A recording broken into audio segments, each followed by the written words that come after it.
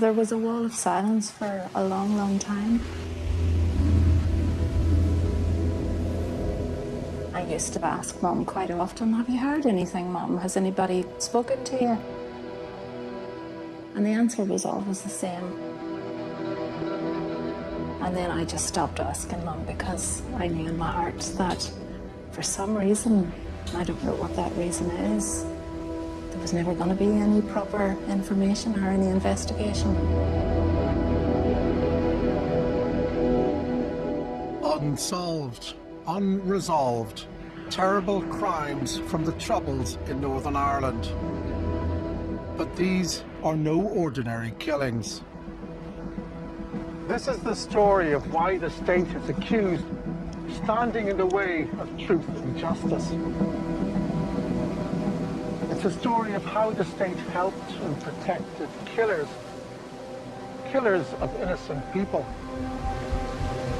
It's why the past will not, cannot, simply go away.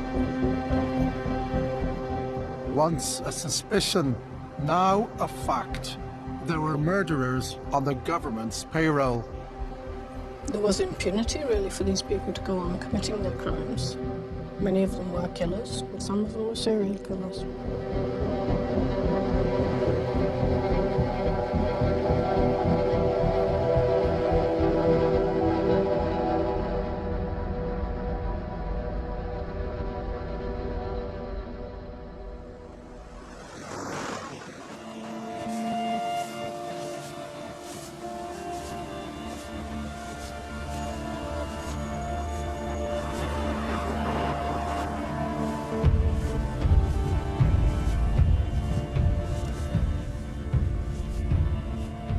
This is the final journey of the only reporter murdered in the Northern Ireland conflict.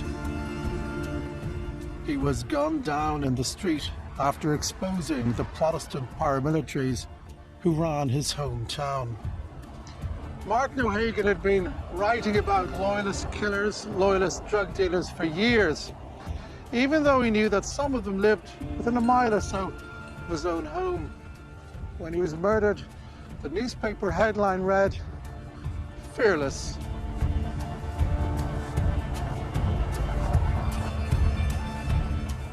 Within a week, we had meetings with the police, and the police were telling us within a week they knew who it was. The police have known since then. We've known since then. The people of Lurgan have known since then.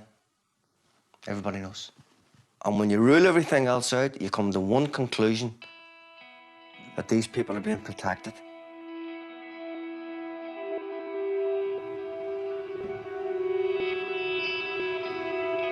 Martin was shot just yards from his home. It was September 2001, long after the ceasefires. The Troubles, we were told, were over.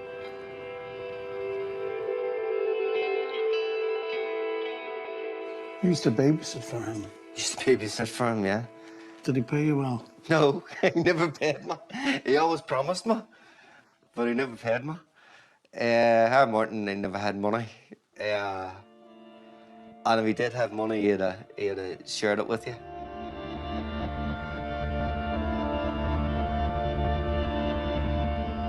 Martin O'Hagan's murder remains unsolved, but the evidence points to a Protestant terrorist group, the Loyalist Volunteer Force, or LVF. Its leadership hated Martin O'Hagan because he wrote about their criminality. This story would be very typical of what Marty did. Here he hints at the name of a leading loyalist. This was the sort of story that the LVF and the drug dealers within the LVF would have hated.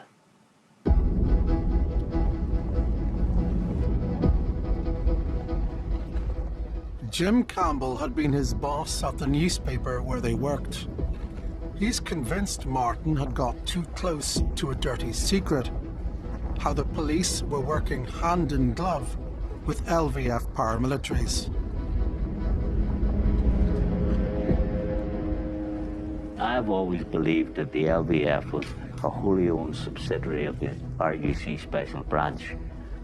Within that organisation, of the maybe 24 or 36 people that Marty and I knew, most of them would have been informers. Most of them would have been working for the police.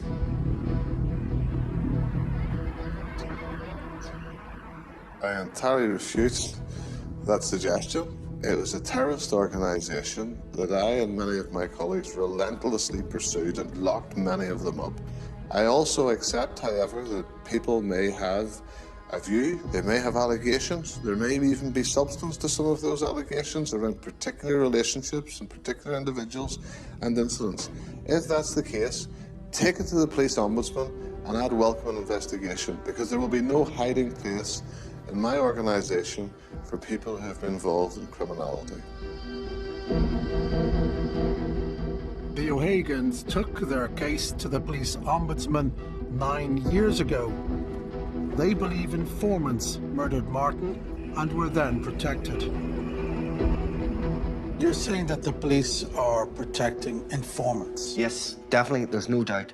They've got psychopaths in their employ, and they're keeping them psychopaths in society to feed them back information and maybe to do their dirty work, I don't know, but they're keeping them in society, so the cure is worse than the disease.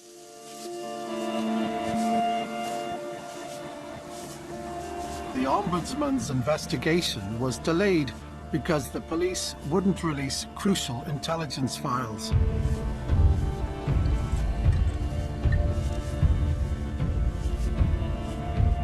In fact, the police refused to hand over evidence to the Ombudsman in a total of 60 murders.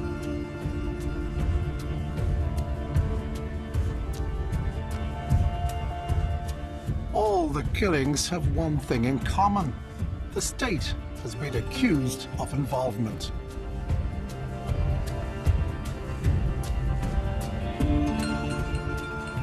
The allegations may seem far-fetched, but Panorama has sifted through official reports and investigations. We've found extraordinary details that have slipped quietly onto the public record. Damning evidence that shows how state agents killed and were protected. When I first heard about it, I didn't think that could be possible. They were running informants and they were using them. And their argument was that by so doing they were saving lives. But hundreds and hundreds and hundreds of people died because those people were not brought to justice and weren't stopped in their tracks.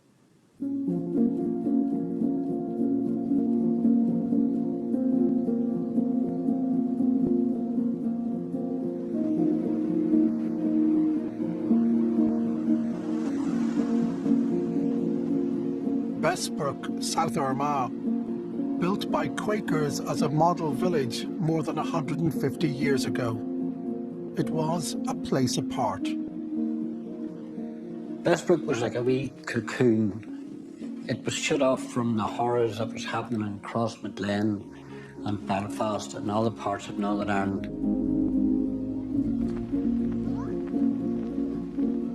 When the killings came, they came with a whirlwind. One bloody weekend at the start of January 1976. First, 6 Catholics were gunned down by a loyalist murder gang. The next evening, 10 Protestant men from this very village were singled out and shot dead by the IRA. A simple, brutal equation, but is the truth more complicated?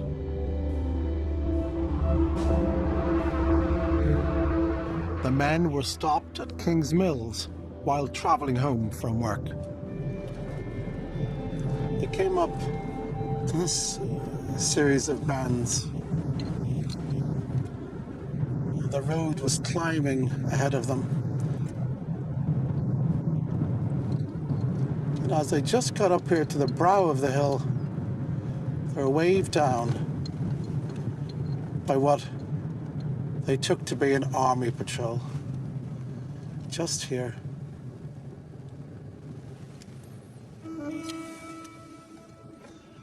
And that was the beginning of the nightmare for Alan Black and the community of Bestbrook.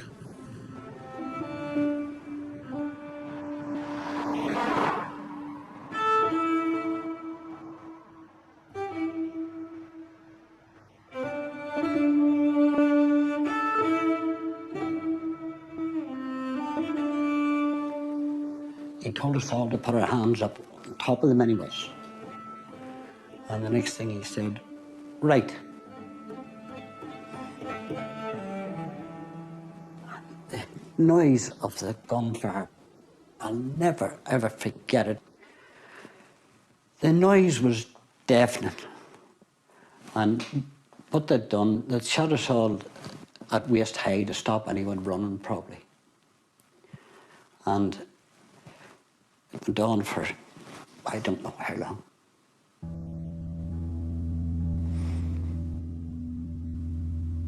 There's only one man ever spoke. And he said, finish them off. And he started around shooting to finish us off. So I lay as quietly as I could. And there was a bullet hit me in the head, but it didn't penetrate my skull. It grazed me. Alan Black suffered 18 gunshot wounds. He was the only survivor. I knew the boys were dead because there was absolutely no sign.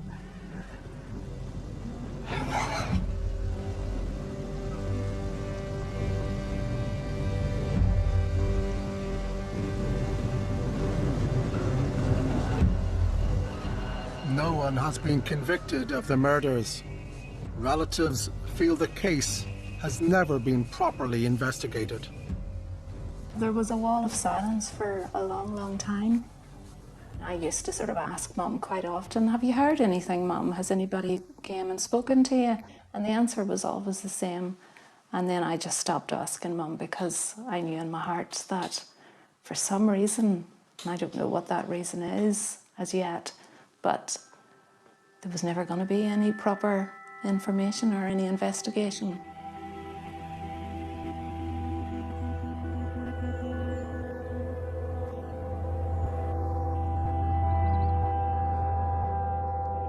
The Protestant community traditionally trusted the state as its protector. But for people like Alan Black, that trust has been replaced by suspicion. He's been told crucial evidence, including his own witness statement, has been lost. Do you think they're hiding something? They're definitely hiding something. The first thing they'd done, they said that they had a fire and files were lost. Then they had a flood and files were lost. Then they had an explosion at the barracks and files were lost. Then they had asbestos contamination and files were lost. Why are they doing this on us? Why are they withholding all this? What are they so afraid? Why are they afraid of the truth? What is it that they're hiding?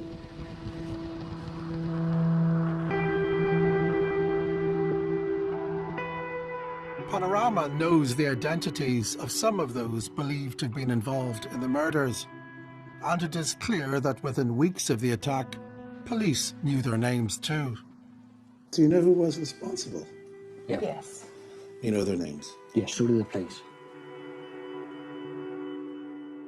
The police ombudsman is now investigating if there was any state involvement in the killings. Alan Black thinks the security forces may be covering up an agent's role in the massacre, an informer working in the IRA murder gang. We didn't hurt anyone. We were the innocents in all this. The families that are suffering to this day over it. To protect one informant.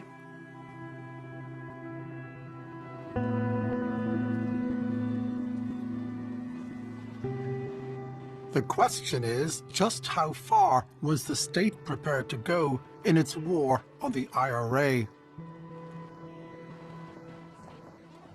The secrets are buried in thousands of classified government documents. Few outsiders have seen them, but Dennis Bradley has. I used the word that the past is quite explosive. And a very senior member of MFI said, no, that's not the word I would use. It's not explosive, it's not going to blow up. It's a tsunami. It'll come from below.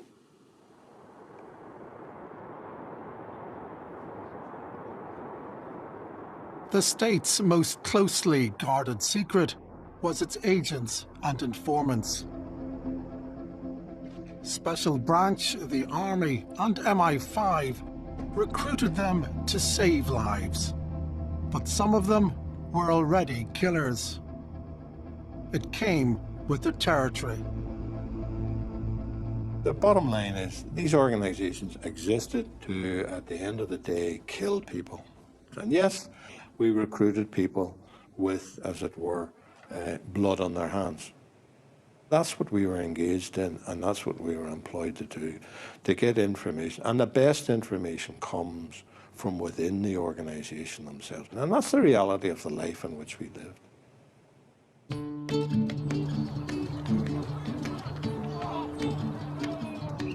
Okay, let's put these guys to bed. Come on, away we go. Let's go. West Belfast Gaelic football. This is Billy McManus, mainstay of this Belfast team for more years than he cares to remember. Where's your gate? At 47, the first team call-ups aren't as regular. Well, I first kicked the ball for the Malgies 36 years ago. I mean, I am the old boy of the team, like, so. The oldest swinger in town. I'm the oldest swinger in town. This year will be my last.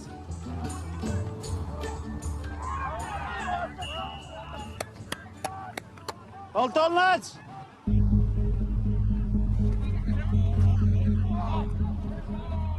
Six members of this one club were killed in the Troubles. A mural remembers the dead in the heart of their community on Belfast's Lower Ormo Road.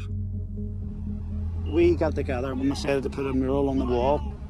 And there's one of me catching the ball with one hand, as usual. How come you're on it? I just got the photo took one day and like, Dora put me on it. My dad couldn't go on it because he wasn't a member of the club, where I was. Billy's father, Willie McManus, was shot dead in February 1992, along with 4 others at a local bookmaker's. An attack designed to strike at the heart of this community. Unknown to either of us, I'd crossed paths with Billy at the bookmakers that day. I was a young TV reporter and I was filming in that building there, doing a story that had absolutely nothing to do with the Troubles at all. Suddenly we heard sirens, ambulances. Didn't hear the shootings at all, just the ambulances. So we came out onto the street here and looked up, and all you could see was chaos and panic.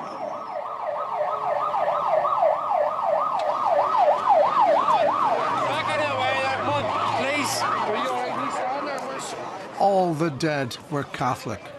The killers claimed it was to avenge the murder of 8 Protestants by the IRA. Our cameras caught a young man waiting outside the bookmakers for news of his father. I tried to get in, and I couldn't get in, because there was a big man, and he wouldn't let me in. And I told him, I said, most of my father's in there, let me in, and he wouldn't let me in. And then my good friend came out, and he came right over to me, and I said, Brian, where's my father? Where's my daddy? And then he wouldn't answer me. I kept looking, Brian, is my daddy all right? And then he just turned around and he said, Billy, he's gone. They're all gone. He said, your daddy's dead.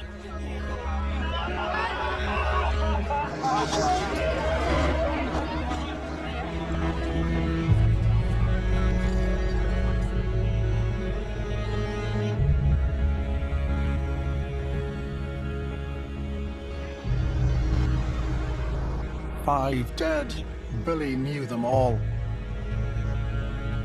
Mr. Duffin, Jack Duffin was a gentleman, an absolute gentleman, very close friends with my daddy. Well, Mr. Dockery was a very quiet man. Wee Peter, wee Belfast lad, happy-go-lucky. And then there was the child, as we call him, wee James, wee boy. He was 15 years of age. He was a child, that's what we call him. He was just a wee child.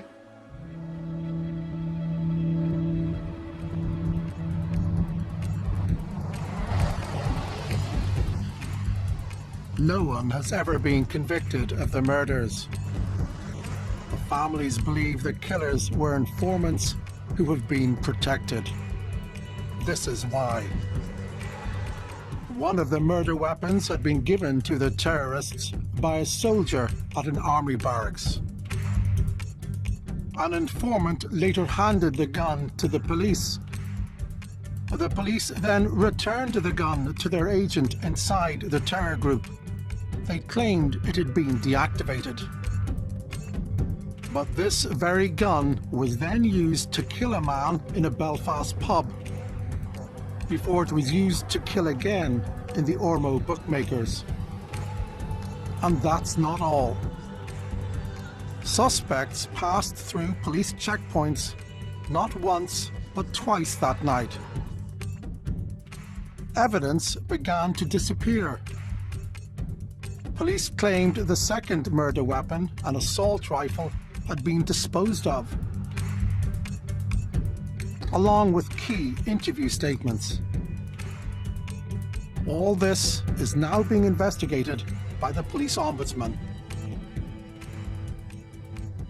Can you give any guarantee that informants weren't involved in the Umber Road bookie No, shooting? I'm not going to give any guarantees this side of an ombudsman's investigation. I'm not being defensive. I welcome the ombudsman's investigation. If it comes out that there's uncomfortable news for the police service and that, then we will deal with that. But initially, police had refused investigators access to key intelligence files. Faced with the same roadblock in 60 cases, the Ombudsman took the police to court. Then, and only then, did the police back down. What I couldn't have, in the context of the work that we were doing, a situation to arise where those that were the subject of investigation could ultimately determine what information was given to us as investigators. Did the police hamper your investigations? The police response to my request for information and the failure to give information certainly delayed the investigation. It was a new police chief constable who ordered the handover of the files. I have shown that we're prepared to work with the Ombudsman, but there is the need to understand the sheer magnitude of what we're dealing with. We're talking about rooms full of material, some of it very sensitive, some of it which, if it's released in the wrong circumstances, would be outside of legislation. Some of it, if it's released in the wrong circumstances, could put lives at risk.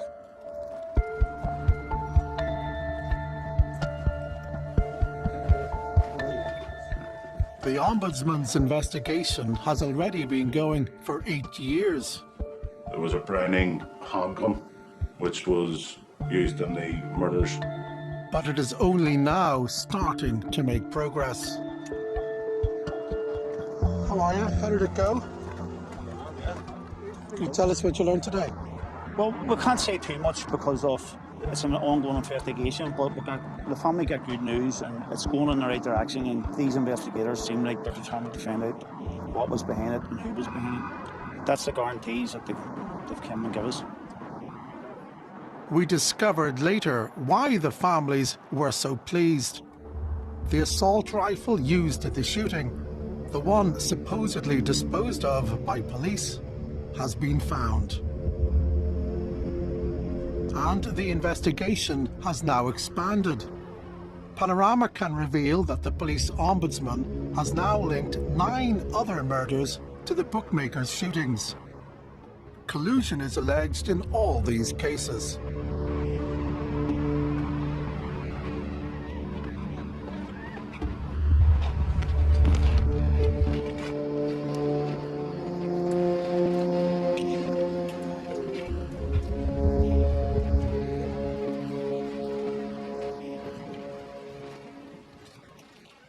It was the state that organised this.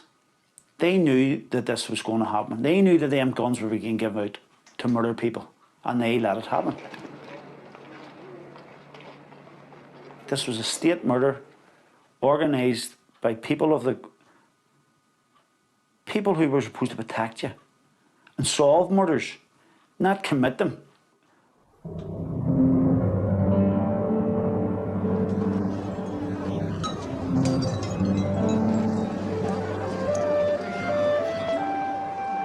Almost from the start of the Troubles, the Catholic community has claimed that the state was colluding with Protestant paramilitaries in the war on the IRA.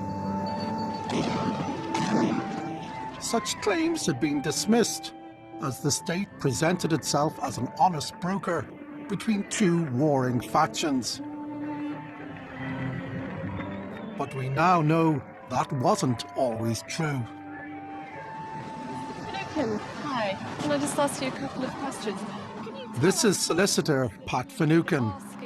We've asked the court to say that there's no power under the Coroners Act to make a rule saying that witnesses can't be compelled to give evidence. He was investigating state killings when elements of the state conspired to kill him. It is his murder that most starkly defines collusion and the lengths to which the state will go to cover it up. He was shot 14 times as he sat down for dinner with his wife and 3 children. These are the findings of the government's official review carried out by Sir Desmond de Silva. MI5 propaganda fueled a whispering campaign that the solicitor was an IRA man, and one or more police officers proposed Mr. Finucane as a target to the killers. Employees of the state and state agents played key roles in the murder. An army agent, Brian Nelson, had targeted Mr. Finucane for murder, and senior army officers lied to the police to cover up the state's role in the killing.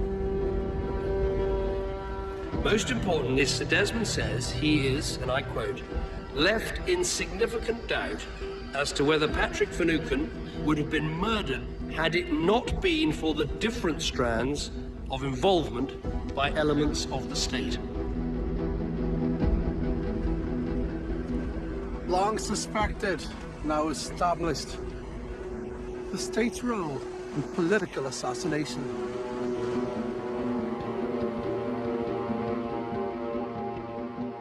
John Finucane was 8 years old when he witnessed his father's murder. My father was quite a prominent defence solicitor in Northern Ireland at that time. We certainly feel that because of his success, that he became a thorn, essentially, in the British government's side because he effectively used the law against them. The government says lessons have been learned. But despite all the admitted wrongdoing by the state, no action will be taken against those responsible. The government says it is too late, as many are now retired. The government have accepted that they colluded in the murder of my father, and not one person has been made accountable for that, save for the man who admitted that he was in the house that night. But as we have said long ago, we are not interested in who pulled the trigger, we are interested in who pulled the strings.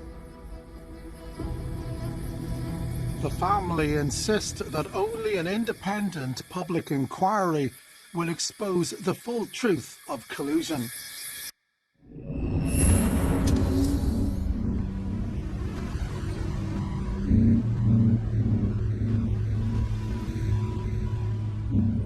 even without it, details have begun to emerge. One investigation discovered how police were running and protecting a slew of agents in one loyalist murder gang in North Belfast. We found collusion on a massive scale. Murders, intimidation, directing terrorism, attempted murders, drug smuggling. The list of crimes is endless.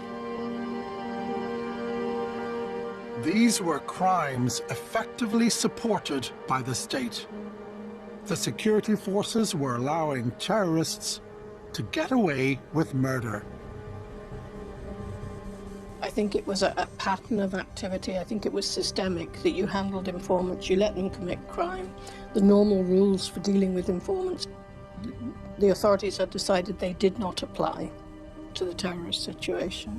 There was impunity, really, for these people to go on committing their crimes. To committing murder, impunity to kill. Including murder, yeah. Many of them were killers, and some of them were serial killers.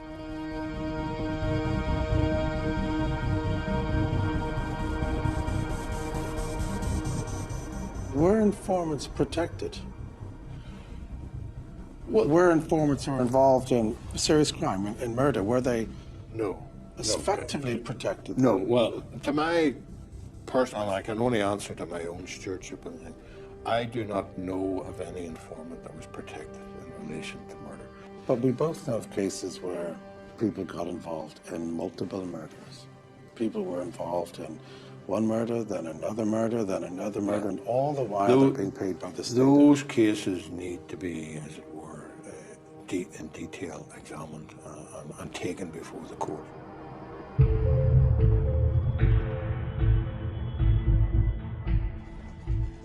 Lord Stevens has examined the evidence. He led 3 inquiries into collusion in Northern Ireland.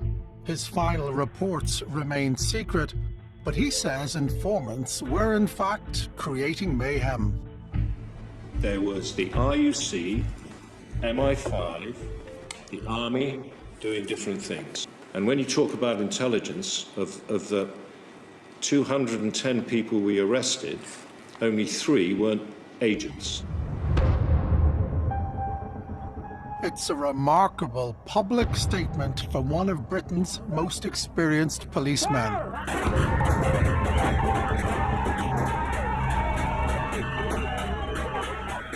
But it passed almost unnoticed. Of 210 suspects arrested, 207 were informants. Many were involved in criminality, even murder. Lord Stevens has now told Panorama that the security forces had thousands of informants in Northern Ireland's terror gangs. It's the first time the sheer scale of the counterintelligence effort has been revealed. So was the state involved in a dirty war? When you look at the figures, 3,500 people killed, 47,000 people injured, 36,000 odd shooting incidents, 16,000 bombing incidents. Now, that is no stretch of the imagination. Is normal policing by any means. And it required a robust intelligence gathering response. Did we get it right all the time? Definitely not. Was there officers within the military and within the police who were rogues in the sense that they signed up with the paramilitary? Definitely so. But those were individuals. They weren't part of any systemic process or any dirty war scenario.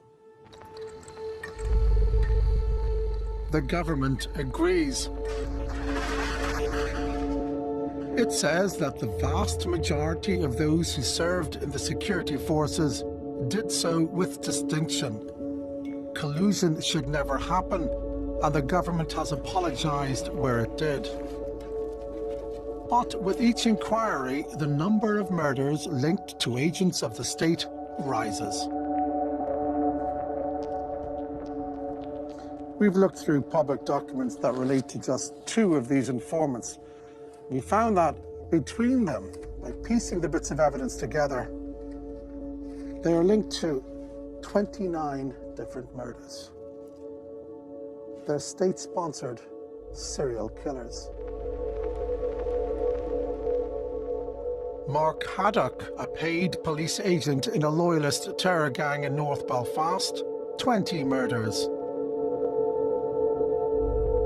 Brian Nelson, the paid army agent who targeted Pat Finucane, 9 murders. But the true extent of Nelson's murderous campaign may be far greater. Lord Stevens told Panorama that the army agent was helping direct attacks for all loyalist terror groups across Northern Ireland. He may be linked to many dozens of killings. So why was the army running such an agent? A man who directed murder. General Sir John Waters was head of the army in Northern Ireland. He denies that his officers colluded in the murder of Pat Finucane, or that they lied to the police investigation. He told us that the De Silva review was deeply unfair and a great disservice to many brave people. But he wouldn't answer our questions about why a paid army agent was linked to so many murders. General Waters. General Sir John? Yes? My name is Darragh McIntyre. I'm with BBC Panorama. Hello. Goodbye. No, General, we have written to you. Yeah, I'm not and going you've to refused appeal. to answer our questions. But these are grave matters. You accept these are grave matters? I'm taking the advice of my very experienced solicitor. Well, the army have been accused I of know. aiding I've the read- targeting of victims by loyalist terror groups. I know.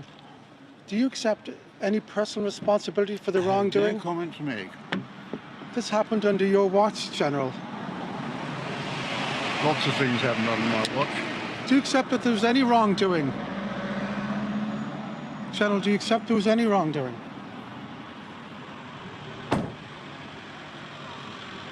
He refused to speak to us in correspondence, and he's maintaining that stance today. No one in the military, no one in the police has been held accountable for the wrongdoing that was identified by Sir Desmond De Silva.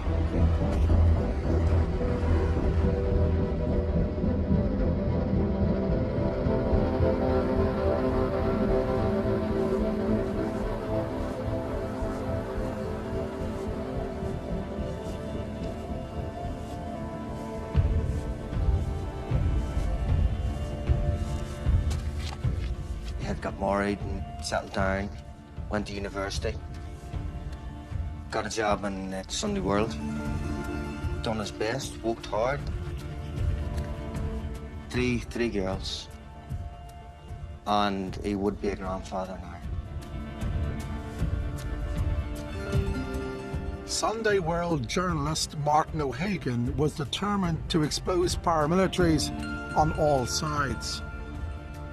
Here he is in 1987. He was visiting a high-security prison to report on a loyalist protest and was mistaken for a supporter.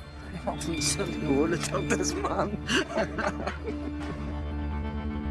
1973, Martin O'Hagan had been jailed himself for his part in Republican violence. But he had long abandoned conflict and embraced the peace process. He thought he was safe.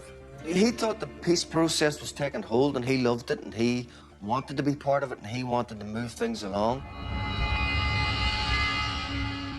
In 2008, the family thought a breakthrough had been made in his case. The main suspects had been arrested.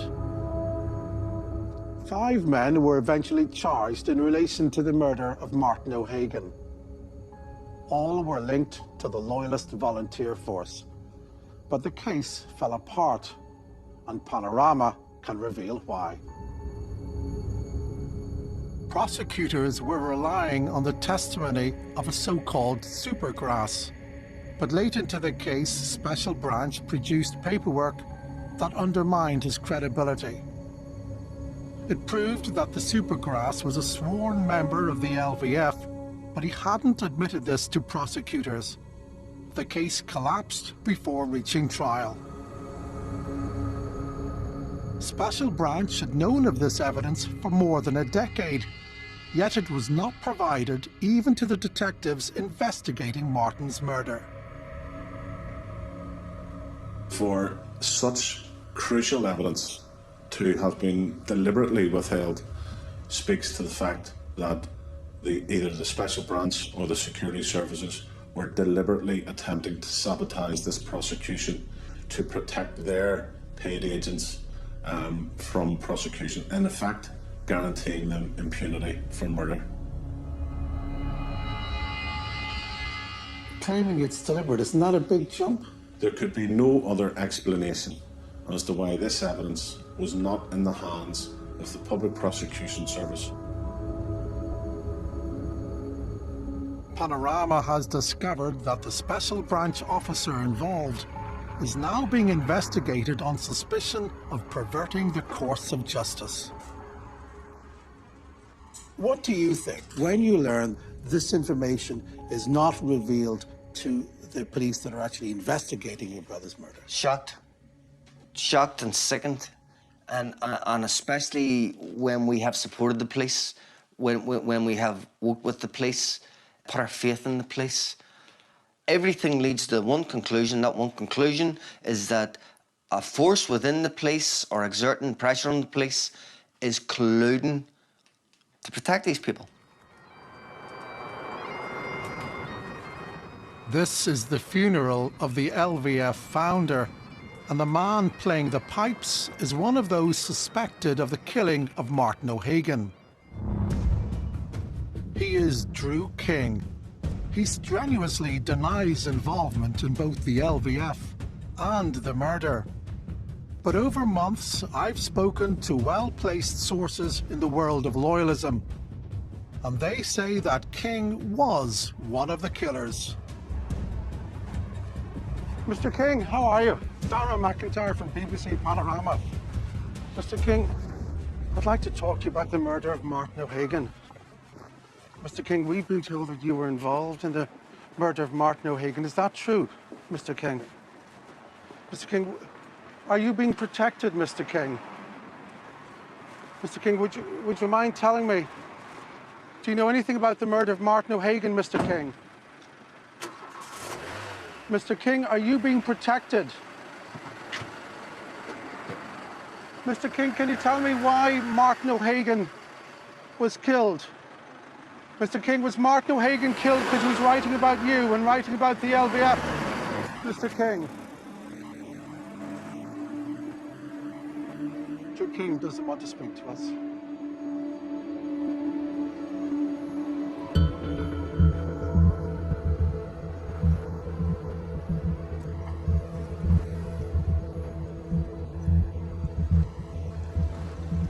It's not the first time that a journalist has been targeted by suspected government agents. Jim Campbell survived despite being shot 5 times in 1984. Why were you shot? It was because I had been writing about a loyalist gunman from Mid-Ulster called Robert Jackson, highlighting the fact that he had been involved in several killings.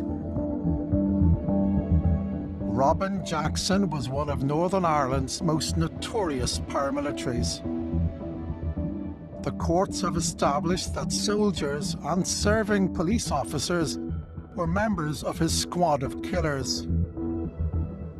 This part of County Armagh was where they planned their attacks. A village here gave rise to their name, the Glenanne Gang. Known as the Jackal, Jackson had a role in dozens of murders. A former soldier, it's understood that he was also a police informant.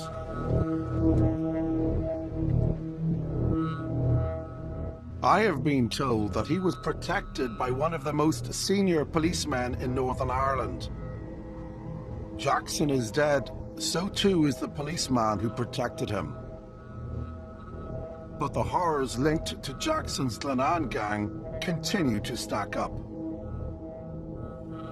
The Miami show band killings, 3 dead. The Dublin Monaghan bombings, 34 dead. The murders of Trevor Brecknell, Seamus McKenna, Patrick Falls, Marion Bone, Michael McKenna. Names, lives. More than 120 murders, and the list grows with each year as more information comes to light.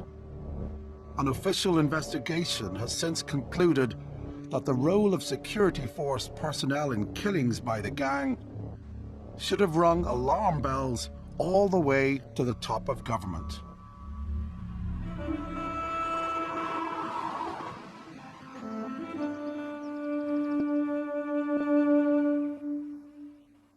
It's about 3 miles from Glenanne to Kings Mills, forever associated with that bloody weekend of January 1976.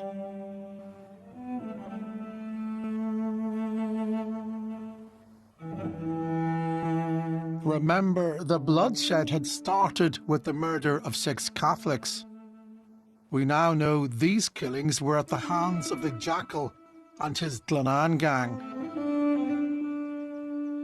A gang run by a protected terrorist killed Catholics, and the IRA murdered 10 Protestants in revenge. Did you feel guilty yourself because you had survived? I still do. Oh, why kill them? 39 years old. Still can't make sense of it.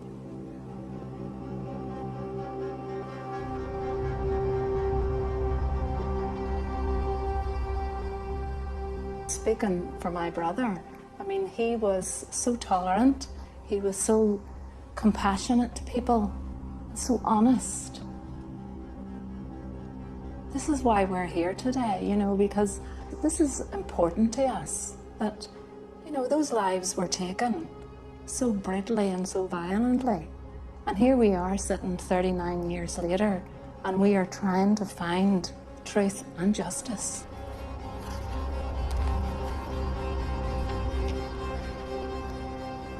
The families refuse to give up their search for the truth.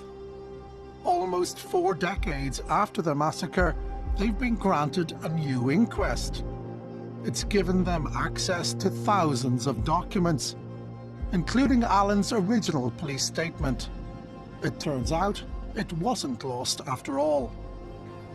I finished work at 5:15, and as usual, I made my way out to the front of the factory and got into the firm's red-coloured Ford minibus. The documents have revealed that 2 of the suspects were already told that they wouldn't be arrested. It was part of the government's secret deal with so-called on-the-run IRA suspects. A third suspect is this man, Colin Murphy. He's denied it, but the allegation is remarkable, because Colin Murphy has already been held responsible in the civil courts for the deadliest attack in Northern Ireland, the Omagh bomb.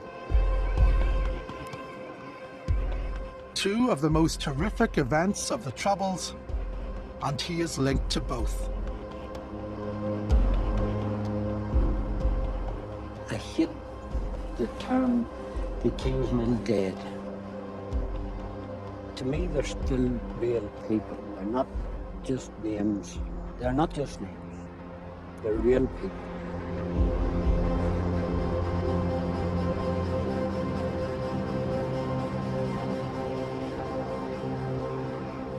But while the families have one set of priorities, the authorities have another.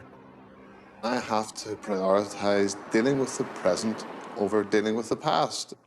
And I have to save lives today. I have to keep people safe today.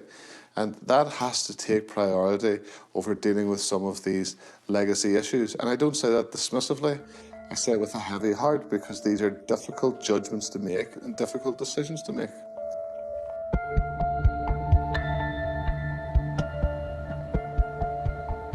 Some families have already been waiting more than 30 years for an inquest.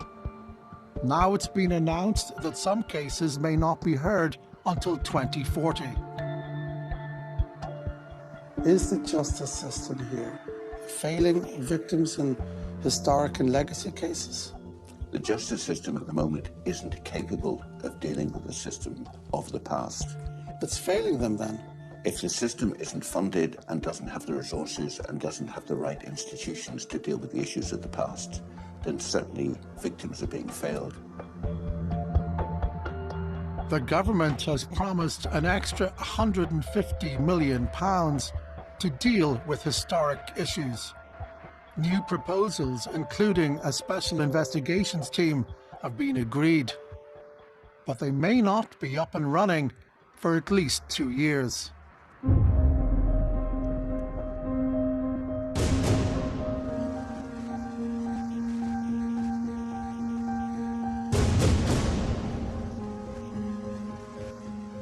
But could it be that the very darkest moments of the Troubles are still not in public view, hidden in the secrets of the intelligence world?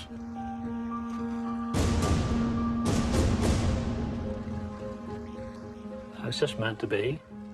I think she was meant to be the one. Everything was so good and we were so good together. Are you still in love with her? Yeah, well, I think I'll always be in love with Connie. I was kept downstairs in the hospital. I said, look, I want to see her. Didn't matter what way she looked, I wanted to see her. And I was laid in, she was laying on a bed. And she had lost her eyes. She had quite horrific injuries. Did you speak to her? I did. I just told her feelings and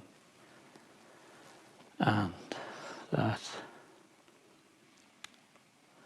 I can't just remember the complete words, but I just kept speaking over and over to her. And her wedding ring was on her finger, and we always said never to take the wedding rings off. And I just concentrated, I spoke more or less to it, rather than to her face, because she was quite badly injured.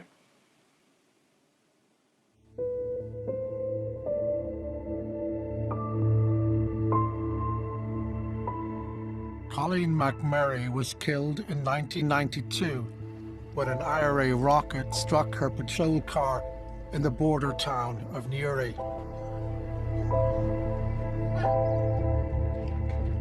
She was one of more than 300 RUC officers killed in the Troubles. Back then, Philip, a police officer himself, blamed the IRA, plain and simple.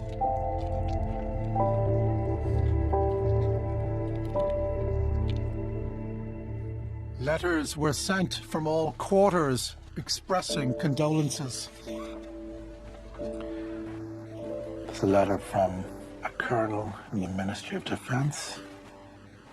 This is from the Chief Constable of Northern Ireland's police force. Through her work, she was making an important contribution to the restoration of peace in Northern Ireland.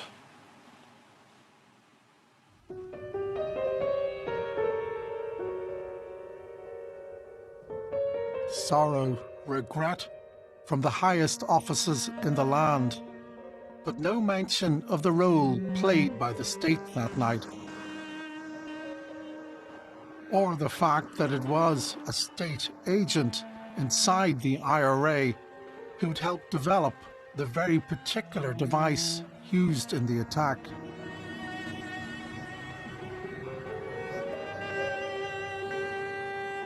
I work with a bomb team based in Dundalk.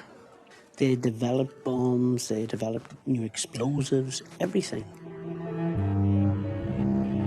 Peter Keeley worked as an undercover agent for the Army MI5 and Special Branch. We have agreed not to show his face. Did you help develop explosive devices? Yes, I became part of that team, and I was there, and I was able to see what way the developments were going. He says he was not involved directly in the murder, but he says he helped design the technology that fired the rocket remotely. Did the security services know about this technology?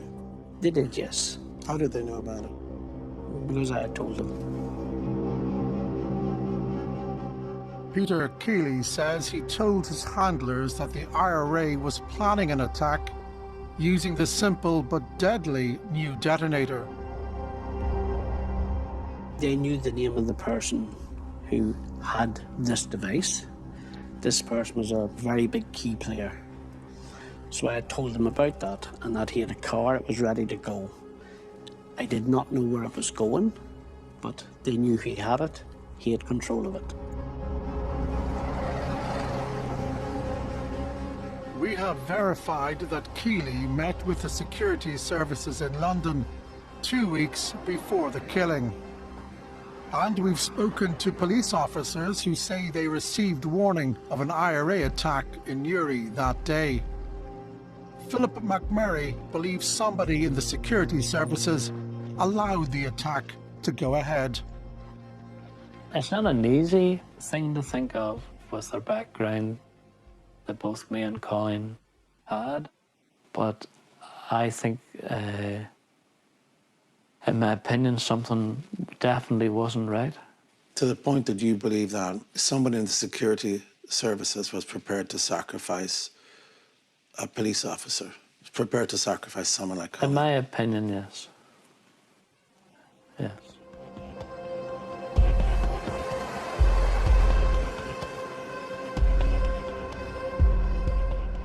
All the evidence from the murder scene has disappeared. And a police station logbook which recorded threats has also vanished. To uncover the truth, Philip McMurray approached the police ombudsman in 2004. You met with the husband of Police Constable Colin McMurray. What did you say to him when you first met him? I said I was expecting to see him. Why did you say that?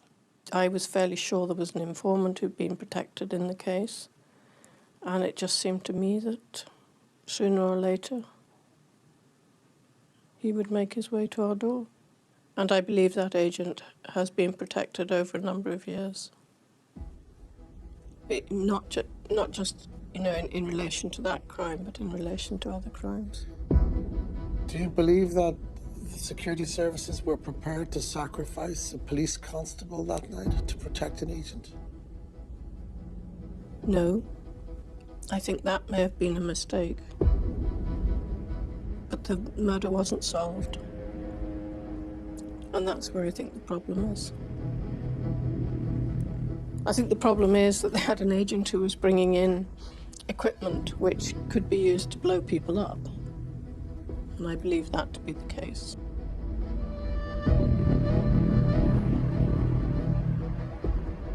Peter Keeley says his work as an agent meant he had to break the law, but it also protected him from prosecution.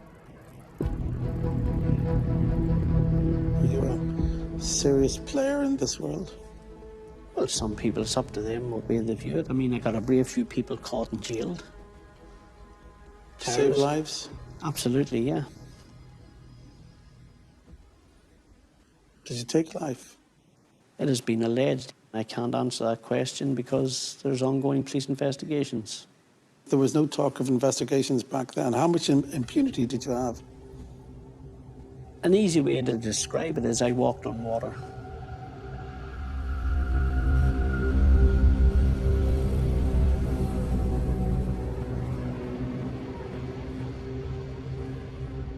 The state paid an agent who helped develop a bomb that killed a police officer. Then all the evidence goes missing. Now, truth and justice seem lost too.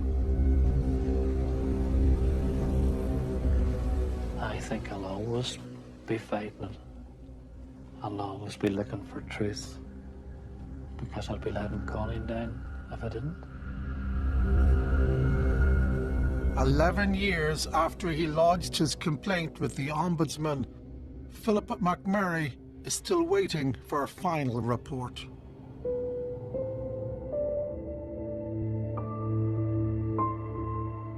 Some truths of Northern Ireland's troubles are seeping into public view, but only because of the efforts of those families who have battled for decades to get to the secret intelligence files, to get to the truth. Those stories can be told, they should be told. As long as they stay in files, they will continue to pollute the political atmosphere. So if the British government thinks that the past is going to go away mysteriously, it's not going to happen. In this modern world, the media and victims will keep after those records from now to kingdom come.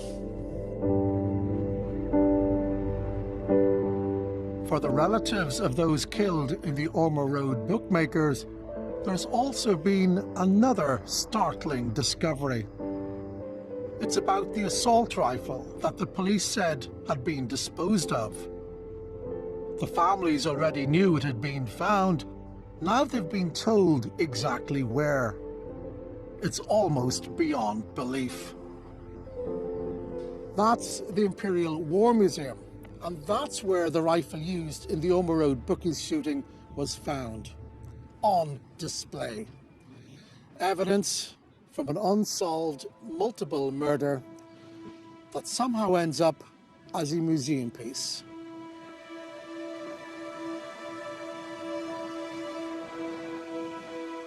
Inside the museum, you can still see where the murder weapon was displayed. It has now also been linked to 2 other unsolved murders. Crucial evidence from a police investigation secretly moved to a military museum. The state seems to want to treat the Troubles as history, but for Billy and the other families, the memories haven't faded. You've never been in it since, have you? No, wouldn't go in it. Never be in it. I drink in the wee bar where my father drinks. I would drink with people who drunk with him. And they tell the old stories, and you walk by it every day. And I look up at the photograph, and I know it never leaves you.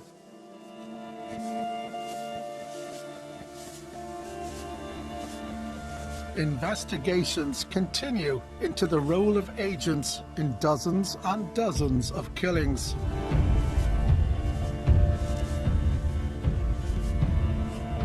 Once it was unimaginable that the state would have murderers on the payroll.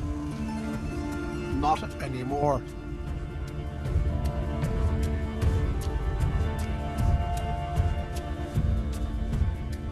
Mark Nohagan's brothers are taking matters into their own hands. They're offering a £50,000 reward for information about the killers. I've been doing this here for 13 years. And I'll continue to do it. And if I'm not doing it, one of my other brothers will be doing it. One of us will always be doing it. We'll always keep going until we get to a satisfactory conclusion. The families won't give up until they know what role the state played in the killings, what the state did or didn't do. I want the truth. I want the truth. All the families, they can all handle the truth, no matter how awful it is. But we do want it.